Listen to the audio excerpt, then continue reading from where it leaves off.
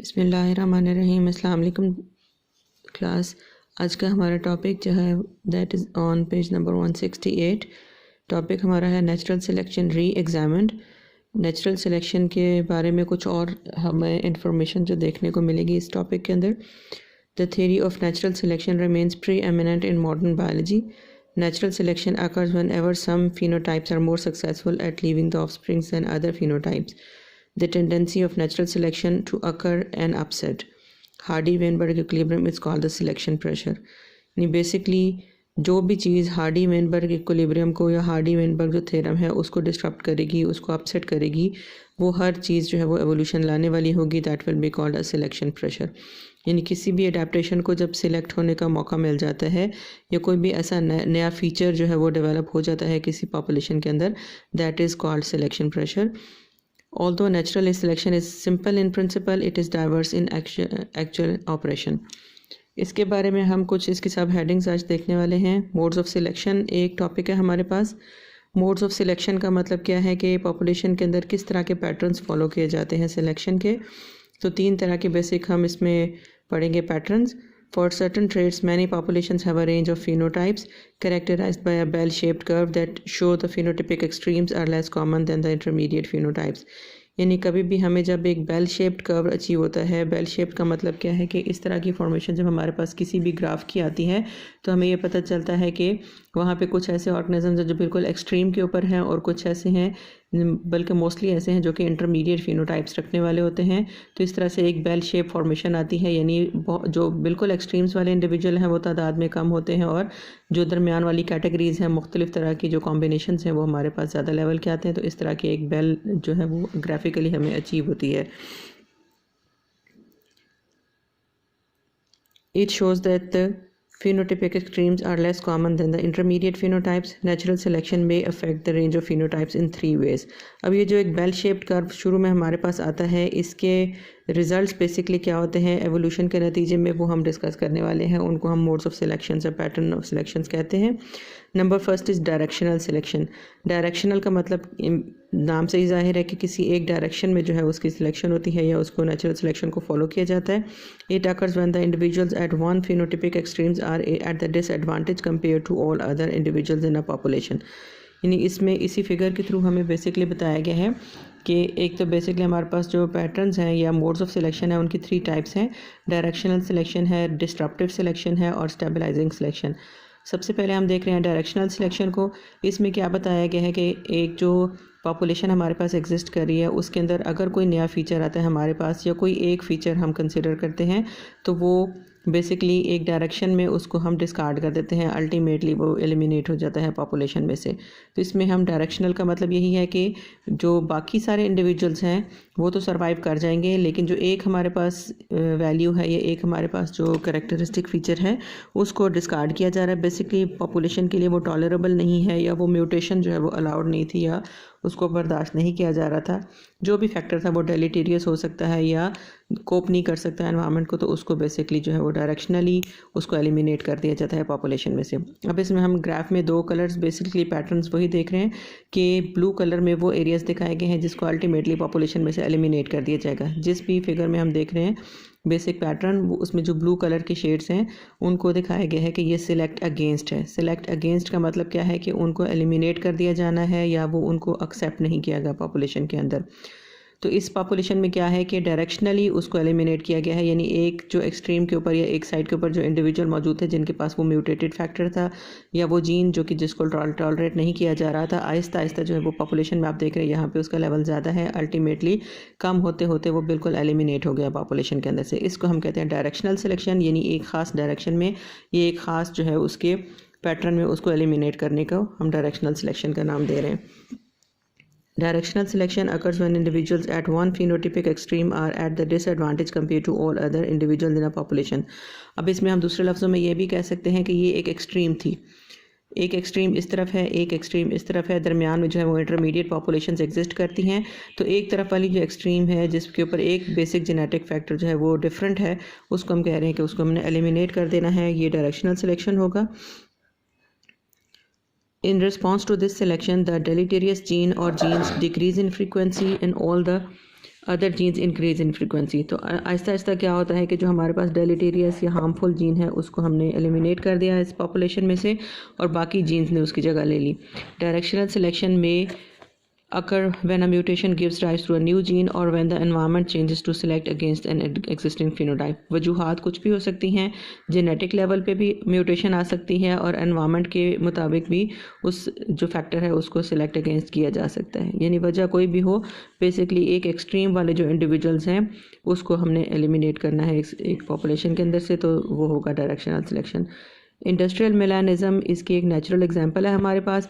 Industrial मिलानिज़म का मतलब क्या है कि हमारे जो बेसिकली मिलानिन जो पिगमेंट्स हैं स्किन के अंदर, टैनिंग वाले, स्किन को कलर देने वाले, उनकी एक एग्जांपल है मॉथ स्पीशीज़ के अंदर। मॉथ मेंबर्स हैं आर्थ्रोपोडा फाइलम के। Industrial melanism a classic example of directional selection occurred in England during the Industrial Revolution. Museum records and the experiments documents have environmental changes affected the selection against the one phenotype of peppered moth Biston betullaria। ये जो industrial moth है इसको हमने बिस्टन बेटुलेरिया का नाम दिया है। इसके अंदर बेसिकली ऑब्जर्वेशंस क्या आई कि जब एक इंडस्ट्रियल रेवोल्यूशन आया था इंग्लैंड में, उस दौरान में मुख्तलिफ जो इंडस्ट्रीज़ थी बहुत ज़्यादा एक उनकी हो गया नंबर, और उसकी वजह से एनवायरनमेंट के अंदर जो पोलूटेंट फैक्टर्स थे और स्पेशली धुआं और सूट कलर्स जो है उसकी वजह से मुख्तलिफ जो एनवायरनमेंट है उसके अंदर दरख्तों के ऊपर धुआं जमने की वजह से या ऐसे फैक्टर्स की वजह से शेड्स जो है वो तब्दील हो गई या एनवायरनमेंटल फीचर्स जो है उनके अंदर changes I. In early 1800s a grey form made up of about 99% of the peppered moth population. यानी शुरू में जब अभी इंडस्ट्रीज इतनी ज़्यादा डेवलप नहीं हुई थी, तकरीबन 1800s का जो एरा था उसके अंदर जो मौत की पॉपुलेशन थी उसमें 99% ऐसी थी जिनका कलर ग्रे होता था। That form still predominates in other industrial non-industrial northern England and Scotland। यानी ये वाली स्पीशीज़ अभी भी प्रिडोमिनेटिंग है। यानी पहले जब इंडस्ट्रियल रेवोल्यूशन नहीं आया था तो ना सिर्फ उस इलाके में जहाँ पे इंडस्ट्रीज़ आई हैं बल्कि बाकी सारे इलाकों में भी यही जो ग्रे कलर की पेपर्ड मॉथ थी जिसको हम बिस्टन बेटुलेरिया कह रहे हैं, इसका प्रोपोर्शन ज़्यादा था, ये प्रिडोमिनेट करती थी species. In industrial areas of England, a black form replaced the grey form over a period of about 50 years। यानी उसके बाद आहिस्ता आहिस्ता जैसे जैसे इंडस्ट्रीज डेवलप हुई हैं, तकरीबन 50 साल के इस अरसे के अंदर वो जो ग्रे फॉर्म थी उसकी बजाय ब्लैक फॉर्म जो है उसने रिप्लेस कर लिया और अब ज़्यादा पॉपुलेशन इसकी एग्जिस्ट करती थी। In these areas the grey form made up of about 5% of population and 95% of population was black। The grey phenotype previously advantageous had become deleterious। यानी बहुत अरसे से, बहुत सालों से जो ग्रे पॉपुलेशन वहाँ पे सर्वाइव करती आ रही थी और वो प्रीडोमिनेटिंग थी, आहिस्ता आहिस्ता क्या हुआ कि इंडस्ट्रीज़ के आने की वजह से वो उसके लिए ग्रे कलर जो है वो डेलीटेरियस हो गया और उसको सिलेक्ट अगेंस्ट कर दिया गया और उसकी बजाय ग्रे की बजाय जो ब्लैक कलर उसको अडाप्ट कर लिया गया। The nature of selection pressure was understood when the investigators discovered that birds of prey more effectively on the moth resting on the contrasting background. अब उसमें वजह बेसिकली क्या बनी है कि ग्रे जो मॉथ थी वो ख़त्म हो गई और ब्लैक सर्वाइव कर गई, तो उसकी वजह बेसिकली वो एनवायरनमेंट था। इंडस्ट्रीज़ की वजह से जो सूट और जो स्मोक वगैरह प्रोड्यूस हुआ उसके वो दरख्तों के ऊपर और बैकग्राउंड एनवायरनमेंट के ऊपर जमने की वजह से जो एनवायरनमेंट था उसका कलर, उसका शेड ही बेसिकली डार्क हो गया। अब जो ग्रे मॉथ जो थी अगर वो दरख्तों या लाइकन या मुख्तलिफ जगहों के ऊपर बैठती थी तो वो बर्ड्स को आराम से नज़र आ जाती थी और उनको शिकार कर लिया जाता था। जबकि जो ब्लैक कलर की पॉपुलेशंस थी वो तो केमोफ्लाज कर गई, उसके साथ जो बैकग्राउंड एनवायरनमेंट था और वो आसानी से नज़र नहीं आती थी, सो उनका सर्वाइवल ज़्यादा अच्छा हो गया, वो ज़्यादा सक्सेसफुल हो गई। तो इसका मतलब क्या है कि बेसिकली जो सिलेक्शन प्रेशर था वो किस वजह से पैदा हुआ कि एनवायरनमेंट के अंदर इंडस्ट्रियल रेवोल्यूशन की वजह से जो मुख्तलिफ पोलूटेंट्स से, मुख्तलिफ जो एजेंट्स से, उनकी वजह से एनवायरनमेंट का कलर डार्क हुआ और बैकग्राउंड कलर डार्क होने की वजह से ब्लैक जो मॉथ थी उसको एडवांटेज मिला और ग्रे मॉथ जो थी वो डिसएडवांटेजेस हो गई और उसको सिलेक्ट अगेंस्ट कर दिया गया। Prior to Industrial Revolution, grey moths were favored because they blended with the bark of trees on which they rested। यानी पहले जब दरख्त भी हल्के रंग के थे तो उनकी छाल के ऊपर अगर ग्रे कलर की मॉथ बैठती थी तो नज़र नहीं आती थी, वो केमोफ्लाज कर देती थी, इसलिए उसको फेवर किया जाता था। The black moth contrasted with a lighter lichen covered bark and was easily preyed by the spotted by the birds, यानी उस वक्त जो थी वो ब्लैक मॉथ को ख़तरा होता था और ब्लैक मॉथ जो बैकग्राउंड एनवायरनमेंट है उससे टोटली कंट्रास्टिंग नज़र आती थी, इसकी वजह से उसको जल्दी शिकार कर लेते थे। Early in the industrial revolution however factories use the soft coal and spewed soot और other pollutants in the air. Soot covered the tree trunks and killed the lichens and the moths rested. यानी basically क्या हुआ कि industrial revolution की वजह से ना सिर्फ दरख्तों के ऊपर जो धुआं और सूट था वो जमना शुरू हो गया और बैकग्राउंड डार्क होना शुरू हो गया, और बल्कि लाइकन्स और दूसरे जो लिविंग स्पीशीज़ थी उनकी डेथ हो गई और वो ख़त्म हो गई उस पोल्यूशन की वजह से। bird predators now could easily pick out the grey moths against the black background on the tree trunks while the black form was effectively camouflaged. तो इसका नतीजा क्या हुआ कि अब टोटली डिफरेंट एक एनवायरनमेंट की वजह से जो ब्लैक मॉथ थी वो आप कह सकते हैं कि सिलेक्ट हो गई और ग्रे मॉथ को सिलेक्ट अगेंस्ट कर दिया गया। ये डिफरेंट टाइप्स की जो मॉथ्स है इन फिगर्स में दिखाई गई हैं हमें। बेसिकली जो पहले वाला इंडस्ट्रियल रेवोल्यूशन से पहले का टाइम पीरियड था उसमें आप देख रहे हैं कि जो ट्री ट्रंक है उसका कलर डार्क है, उसके ऊपर ब्लैक मॉथ बैठी हुई आराम से नज़र आ जाती है। उस टाइम पे ये डिसएडवांटेजेस थी और इसको आसानी से शिकार किया जा सकता था। अब जब इंडस्ट्रियल रेवोल्यूशन आया तो जो बैकग्राउंड एनवायरनमेंट है उस पर सूट और मुख्तलिफ जो केमिकल्स हैं उनके जमने की वजह से बैकग्राउंड डार्क कलर का हो गया और उसके ऊपर जो ग्रे मॉथ थी, जो लाइटर कलर की मॉथ थी, वो आसानी से प्रिडिक्ट की जा सकती थी और उसको प्रे किया जा सकता था। सो अब ये सिलेक्ट अगेंस्ट हो गई या ये टाइप उसके लिए कलर उसके लिए डिसएडवांटेजेस हो गया। तो ये एक नेचुरल एग्जांपल थी इसके बारे में जिसको हम डायरेक्शनल सिलेक्शन कहते हैं कि आहिस्ता आहिस्ता एक डायरेक्शन में यानी एक जो कलर है उसको आहिस्ता आहिस्ता पॉपुलेशन में से एलिमिनेट करके और फिर जो ब्लैक कलर थी उसने प्रीडोमिनेट कर लिया। In 1950s, the British Parliament enacted air pollution standards that have reduced the soot in the atmosphere. उसके बाद 1950 में जो है वो एक रूल वज़ा कर लिया गया कि पोल्यूशन को कम करने के लिए इंडस्ट्री जो है वो एक्शन करेंगी, तो उसकी वजह से काफ़ी हद तक कमी आ गई एटमॉस्फेयर में जो सूट की डिपोजिशन है या जो आप कह सकते हैं कि पोल्यूटेंट्स कम हो गए। As expected the grey form of the moth has experienced a small but significant increase in frequency. तो उसके नतीजे में अब फ़र्क काफ़ी आया है कि जो ग्रे मॉथ थी उसको दोबारा से रिप्रोड्यूस करने का या फ्लरिश करने का मौका मिला और उसकी तादाद में अब इजाफ़ा हो गया है जितने उसके अंदर पहले कमी आ गई थी उसके हिसाब से। अब दूसरी काइंड का सिलेक्शन जो हमने पढ़ना है that is disruptive selection. Disruptive selection में हम एग्जांपल लेते हैं इस काइंड के सिलेक्शन की जिसमें दोनों एक्सट्रीम्स बेसिकली जो हैं वो सिलेक्ट हो जाती हैं, यानी उनको जो है वो सक्सेसफुल ग्रो करने का मौका मिलता है, और जो इंटरमीडिएट या हाइब्रिड स्पीशीज़ होती हैं उनको बेसिकली सिलेक्ट अगेंस्ट कर लिया जाता है और आहिस्ता आहिस्ता वो पॉपुलेशन में से एलिमिनेट हो जाती हैं। हमारे पास दो एक्सट्रीम्स जो हैं वो सर्वाइव कर जाती हैं। इसको हम कहते हैं disruptive selection. Another form of natural selection involves circumstances selecting against the individuals of an intermediate phenotype. Disruptive selection produces distinct subpopulations. Consider, for example, what could happen in a population of snail with a range of shell colors between the white and dark brown and living in the marine tide pool habitats with two backgrounds. अब उसमें यह है कि example हम naturally ले सकते हैं snail की कि स्नेल जो सी शोर पे रहते हैं उनमें शेल्स के मुख्तलिफ कलर्स हमारे पास आ सकते हैं। शेल कलर जो है एक एक्सट्रीम के ऊपर उनका जो है वो ब्राउन कलर है और दूसरे एक्सट्रीम पे उनका वाइट कलर है, और बाकी जो स्पीशीज़ है वो उनके इंटरमीडिएट जो है फॉर्मेशंस करती हैं, यानी ब्राउन और वाइट का मिक्सर जो बनते बनते मुख्तलिफ तरह के शेड्स उनके शेल के हो सकते हैं। तो वाइट और ब्राउन की एक काफ़ी बड़ी रेंज है जिसके अंदर वो एग्जिस्ट कर सकते थे, लेकिन उनके अंदर क्या था एक लिमिटिंग फैक्टर कि उनका जो बैकग्राउंड था वो टोटली दो सिर्फ कलर्स के ऊपर मुश्तमिल था, दैट वाज वाइट और डार्क ब्राउन। तो उसमें यह था कि मेरीन जो एरियाज़ थे उनमें सिर्फ बैकग्राउंड दो कलर के थे। बैकग्राउंड्स कलर्स की होने की वजह से उसके अंदर या तो वाइट वाले ज़्यादा अच्छी तरह सर्वाइव कर गए या जो डार्क कलर वाले थे वो ज़्यादा अच्छी तरह सर्वाइव कर गए। जो इंटरमीडिएट शेड्स वाले शेल्स वाले थे स्नेल्स उनको सिलेक्ट अगेंस्ट कर दिया गया।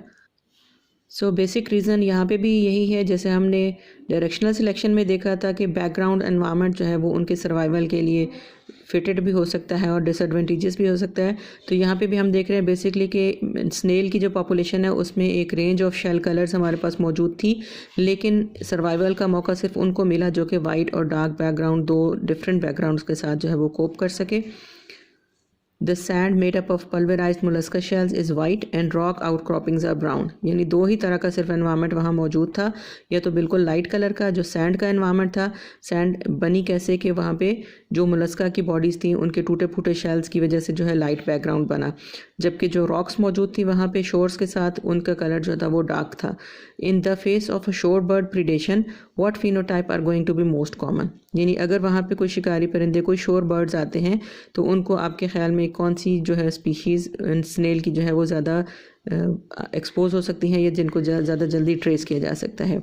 Although white snails may not actively select a white background, those present on the sand are less likely to be preyed on than in intermediate phenotypes on either sand or rocks.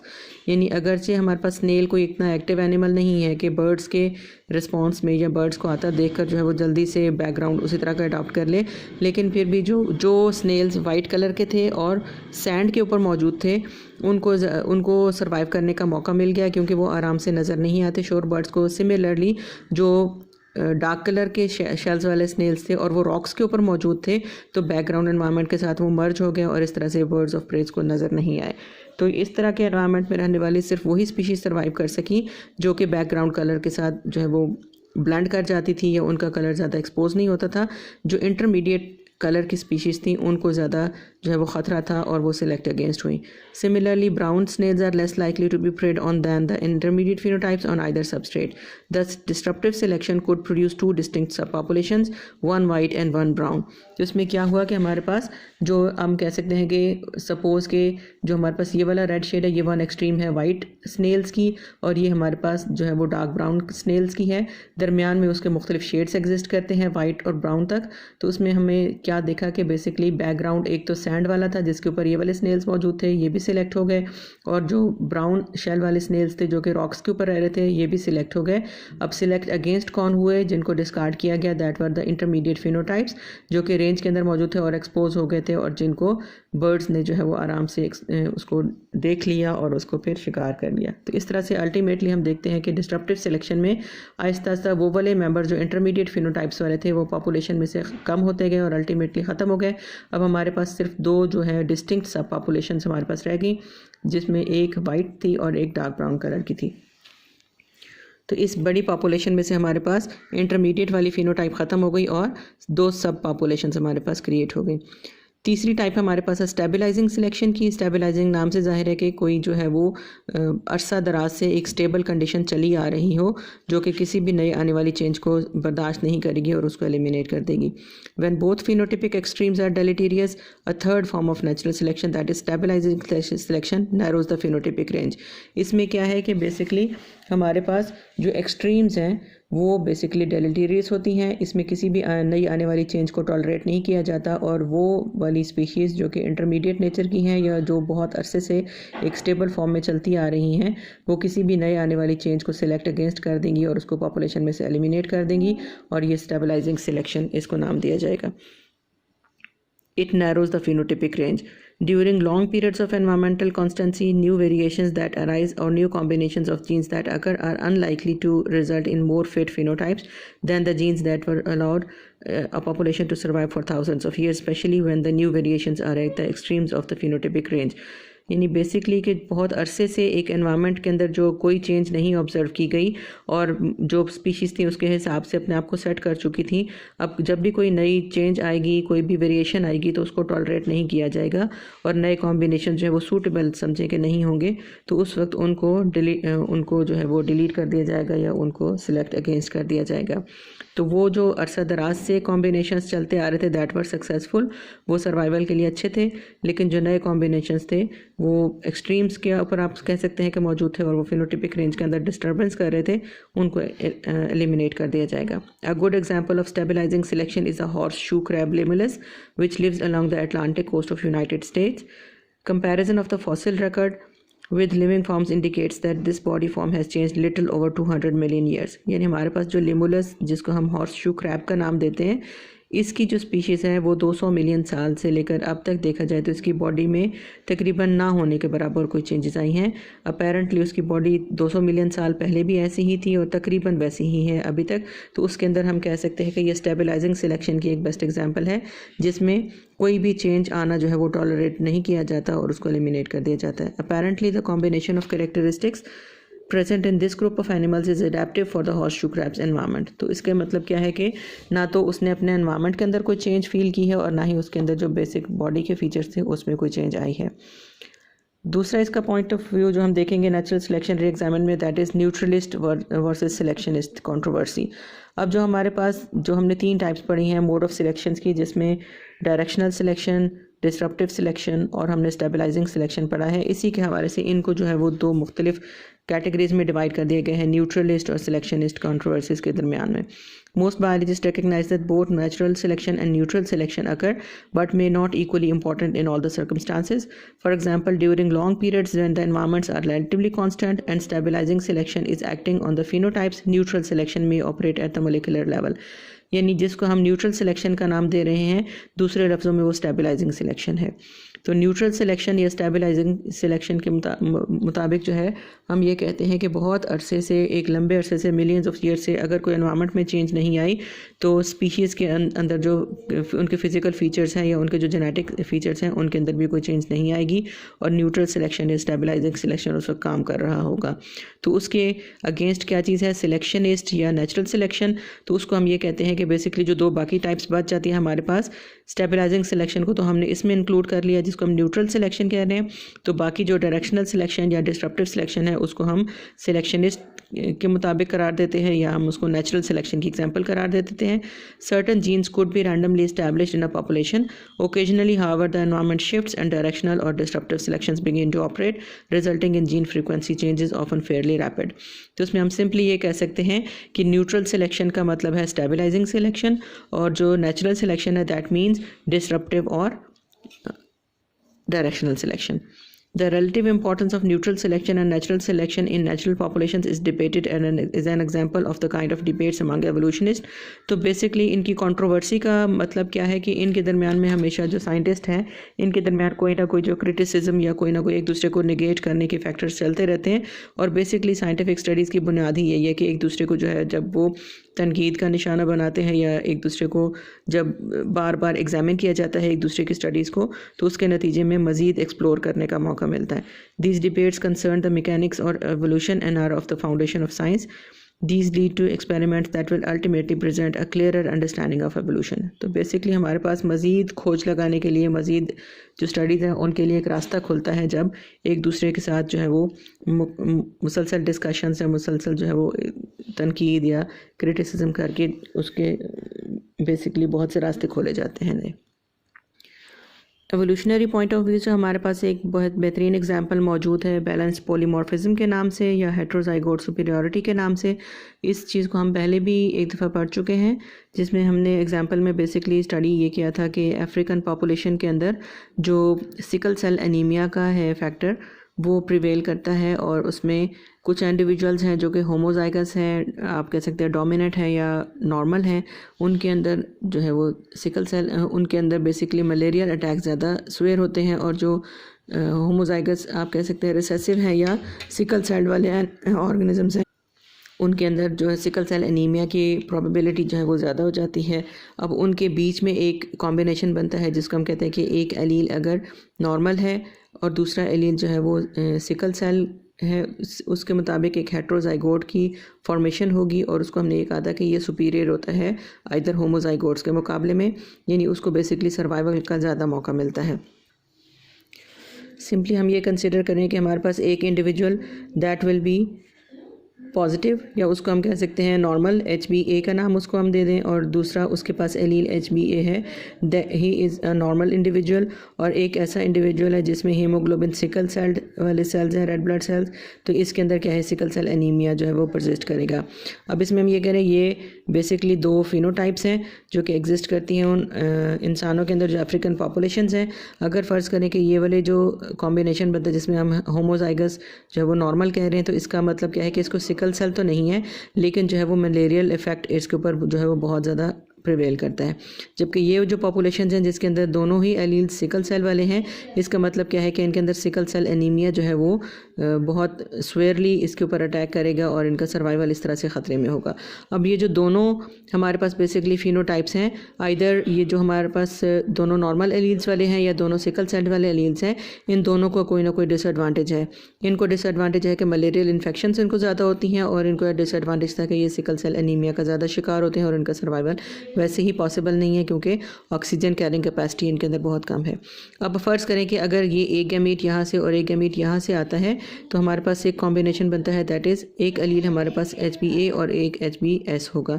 इसका मतलब क्या है कि हमारे पास एक hybrid आई है, और hybrid का मतलब क्या है कि हमारे पास जो आधे हम समझें कि जो रेड ब्लड सेल्स हैं वो नॉर्मल शेप के हैं और आधे जो है वो सिकल सेल्ड हैं। इसका मतलब क्या हुआ कि 50% उनके पास कैपेबिलिटी है कि ऑक्सीजन को वो सही कैरी कर सकते हैं, क्योंकि आधे हमारे पास जो है वो सेल्स के अंदर नॉर्मल कैपेबिलिटी है या नॉर्मल शेप के हैं, और 50% जो है वो सिकल सेल एनीमिया का चांस मौजूद है। लेकिन बहरहाल उनका सर्वाइवल उस तरह से मुश्किल नहीं है जितना ये होमोजाइगस रिसेसिव की कंडीशन में होता था। तो इसका मतलब है कि उनको टॉलरेबल सिचुएशन जो है वो फेस कर रहे हैं। और दूसरी तरफ ये देखा गया कि इस कॉम्बिनेशन में जहाँ पे एक एलील जो है वो नॉर्मल है और एक एलील सिकल सेल वाला है, उनको मलेरियल अटैक्स जो है वो कम होते हैं। तो इनको बेसिकली दोनों तरह से फ़ायदा हो जाता है। तो हम कह सकते हैं कि एक पोलीमॉर्फिज्म की एग्जांपल है। पोलीमॉर्फिज्म का मतलब क्या है कि एक एलील जो है वो उसने एक पेरेंट से लिया और दूसरा एलील दूसरे पेरेंट से, दोनों डिफरेंट हैं, that is a hybrid species. तो इसका मतलब है कि इसको जो है वो सर्वाइवल का ज़्यादा चांस दिया गया या ज़्यादा उसको सक्सेसफुल रहा है जब उसको मुख्तलिफ़ तरह के एनवायरमेंटल हैज़ल्स फेस करने पड़े हैं। तो इसको हम बेसिकली पोलीमॉर्फिज्म की एग्जांपल देते हैं। और बैलेंस पोलीमॉर्फिज्म का मतलब ये है कि आहिस्ता आहिस्ता जो अफ्रीकन पॉपुलेशन है उसमें से ये आप कह सकते हैं ये दोनों एक्सट्रीम्स हैं, और ये वाली पॉपुलेशन जो है वो इंटरमीडिएट हैं आप कह सकते हैं। और इसमें इनको ज़्यादा जो है वो हम देख रहे हैं कि बेसिकली जो तकरीबन इनके अंदर जीन जो रेशो पाई जाती है इनके सर्वाइवल की, दैट इज़ अबाउट 0.4, यानी 10 में से जो 4 इंडिविजुअल्स हैं उनका तकरीबन जीन कॉम्बिनेशन ऐसा ही है, हाइब्रिड हैं। और वो बेसिकली ऐसा ही हुआ है कि एनवायरनमेंट को देखते हुए और आहिस्ता आहिस्ता उनको अडेप्टेशंस उन्होंने इस तरह की ली हैं या उनके अंदर जो जीन कॉम्बिनेशन है वो इस तरह के बने हैं ताकि उनका सर्वाइवल ईजीली हो जाए, कि वो सिकल सेल एनीमिया को भी सर्वाइव कर जाएँ और वो मलेरियल जो अटैक्स हैं उनको भी सर्वाइव कर जाएँ। तो तकरीबन जो है वो 40% या आप कह सकते हैं 0.4 उनकी जो प्रोपोर्शन है वो इस तरह का हाइब्रिड कॉम्बिनेशन वाला है। Polymorphism occurs in a population when 2 or more distinct forms exist without a range of phenotypes between them। यानी हमारे पास पोलीमॉर्फिज्म का मतलब क्या है कि एक से ज़्यादा मॉर्फिक शेप्स का होना, मॉर्फिज्म का होना। तो इसका मतलब है कि एक इंडिविजुअल हमारे पास ऐसे थे जिनके पास जो है वो नॉर्मल सेल्स थे, रेड ब्लड सेल्स, और एक ऐसे थे जिनके पास सिकल सेल थे। तो इसको बेसिकली पोलीमॉर्फिज्म का नाम दिया गया। Balanced polymorphism occurs when different phenotypes are maintained at relatively stable frequencies in a population and may resemble in a population in which disruptive selection operates. इसमें बेसिकली वही डिस्ट्रप्टिव सिलेक्शन कैसे हुआ कि डिस्ट्रप्टिव सिलेक्शन में हमने देखा कि ये फ़र्ज़ करें कि हमारे पास इंडिविजुअल्स थे जिनके पास HbA था, और ये इंडिविजुअल थे जिनके पास HbS और HbS एलील्स थे। इन दोनों को ही सिलेक्ट अगेंस्ट करके जो है वो दरमियान वाली सिचुएशन जिसमें हाइब्रिड्स एग्जिस्ट कर रहे थे उनको बेसिकली हम कह सकते हैं कि ले लिया गया है, सिलेक्ट कर लिया गया। तो हमारे पास ऐसी पॉपुलेशंस जो हैं वो मौजूद हैं जो कि हाइब्रिड्स को ज़्यादा या इंटरमीडिएट पॉपुलेशंस को ज़्यादा फॉलो करती हैं। Sickle cell anaemia results from the change in the structure of haemoglobin molecule. तो सिकल सेल की मतलब क्या है कि हीमोग्लोबिन का स्ट्रक्चर सही नहीं बनता और वहाँ पे बेस लेवल्स के ऊपर जो चेंजेस आती हैं उसकी वजह से ऑक्सीजन कैरिंग कैपेसिटी कम हो जाती है। Red blood cells of a person with the disease are misshapen, reducing their ability to carry oxygen. In the heterozygous state, the quantities of normal and sickle cell are roughly equal. जो heterozygous state होती है यानी उसमें आधे alleles जो है वो normal है और आधे एलील्स सिकल सेल वाले हैं, तो उसमें तकरीबन जो है वो इक्वल उनकी क्वांटिटी 50 to 50% रेशो होती है उन एलील्स की। Sickle cell heterozygotes occur in some African populations with a frequency as high as 0.4. The maintenance of sickle cell heterozygotes and both homozygote genotypes are relatively unchanging frequencies, making their trait an example of balance polymorphism. यानी इसमें basically यही हुआ है कि जो हमारे पास extremes वाले individuals थे वो आहिस्ता आहिस्ता सिलेक्ट अगेंस्ट क्यों हो रहे हैं, क्योंकि उनके अंदर एक तरफ मलेरिया अटैक और दूसरी तरफ सिकल सेल एनीमिया का प्रोपोर्शन मौजूद है। लेकिन बहरहाल वो जो जीन्स हैं वो परसिस्ट कर रहे हैं उस पॉपुलेशन के अंदर, क्योंकि अगर वो नहीं होंगे तो हाइब्रिड पॉपुलेशन कैसे बनेगी। Why hasn't the natural selection eliminated such a seemingly deleterious genes? यानी उस पॉपुलेशन के अंदर से ना तो वो HbA का ख़त्म हुआ है और ना ही HbS ख़त्म हुए हैं टोटली, क्योंकि उनकी वजह से हाइब्रिड आगे से पॉपुलेशन जनरेट होनी है। The sickle cell gene is most common in regions of Africa that is heavily infested with malarial parasite Plasmodium falciparum. अब उन्हीं इलाकों में जहाँ पे सिकल सेल जीन एग्जिस्ट करता है वहीं पे ही मलेरियल अटैक्स भी परसिस्ट करते हैं। Sickle cell heterozygotes are less susceptible to malarial infections. अब वो जो हेट्रोजाइगोट इंडिविजुअल्स हैं जिसमें एक एलील नॉर्मल है और एक एलील जो है वो सिकल सेल है, वो ज़्यादा बेसिकली जो है वो sickle cell heterozygotes are less susceptible to malarial infections, यानी उनके अंदर मलेरियल अटैक जो है वो चांस कम हो जाता है। If infected, will they experience less severe symptoms than do the homozygotes without sickle cell? Individuals homozygous for normal alleles are at the disadvantage because they experience more severe malarial infections, and individuals homozygous for sickle cells alleles are at disadvantage because they suffer from a severe anemia that the sickle cells cause. The heterozygotes who usually experience no symptoms of anemia are more likely to survive than either homozygote. This system is also an example of heterozygote superiority when the heterozygote is more fit than either homozygote. Heterozygote superiority can lead to balanced polymorphism because perpetuation of the alleles in the heterozygous condition maintain both alleles at a higher frequency than would be expected if natural selection acted only in the homozygous phenotype. तो simply ये है कि हमारे पास disruptive selection में ये है कि ये वाली दो जो हैं अल्टीमेटली इनको एलिमिनेट इसलिए नहीं किया जाएगा क्योंकि HbA और HbS के ही मिलने से जो है वो दरमियान वाली सिचुएशन एग्जिस्ट करेगी। सो इन दोनों की फ्रीक्वेंसी को एक ख़ास लेवल पे मेंटेन किया गया है ताकि एक हाइब्रिड पॉपुलेशन जो है वो जनरेट होती रहे और आहिस्ता आहिस्ता जो है वो उसको कोप कर लिया जाए, जो कि मुख्तलिफ़ तरह की उनके अंदर डिजीज़ प्रिवेल कर रही हैं। यानी ना तो जो है वो इस सिचुएशन में उसको जो ख़तरा है उसको सर्वाइव किया जा सकता है और ना ही इस सिचुएशन में जो कि सिकल सेल एनीमिया वाली सिचुएशन है, बल्कि दोनों के हाइब्रिड्स बनाकर जो है वो इनको चांस या सर्वाइवल का ज़्यादा अच्छा मौका मिल जाता है।